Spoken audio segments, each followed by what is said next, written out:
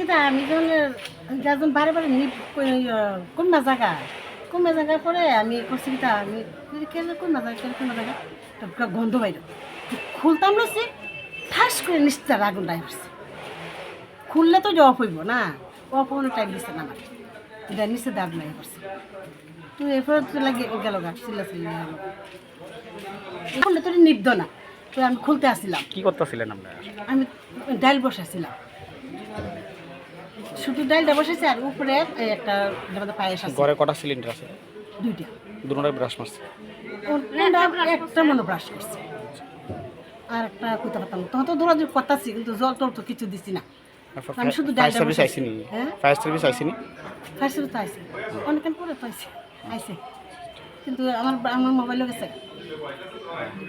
এর দূরে আমি নিবাইতাম কই আমরা তো বন্ধ করে গন্ধ আমি কই হগো গন্ধ তো করে এটা গ্যাসটা কি লাগছে? গ্যাসের লিকেজ থেকে কেমন? ইলা যখন বারে বারে তুই কই মাছ জায়গা কিলিয়ে কই মাছ জায়গা বারে বারে কই মাছ জায়গা তখন আমি গেছি তো দিকে গন্ধ লাগতেছে আমি তুই খুললা আবার ফিট করুক খুলতাম আমার আর টাইম দিছে না ঠাস করে নিচ থেকে আগুনটা আয়া লেগে গেছে।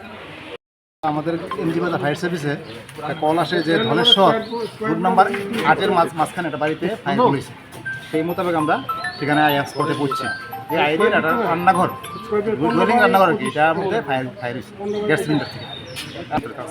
মানে কটা সিলিন্ডার ইয়ে হয়েছে? দুইটা সিলিন্ডার ব্রাশ মারছেন? দিয়েছে তোমার সিলিন্ডার কেমন ক্ষয়ক্ষতি হয়েছে? ক্ষয়ক্ষতিটা এখনও তার সাথে যোগাযোগ হয়েছে না। দমকল কটাইছে? দমকল আমরা দুইটা আইছি।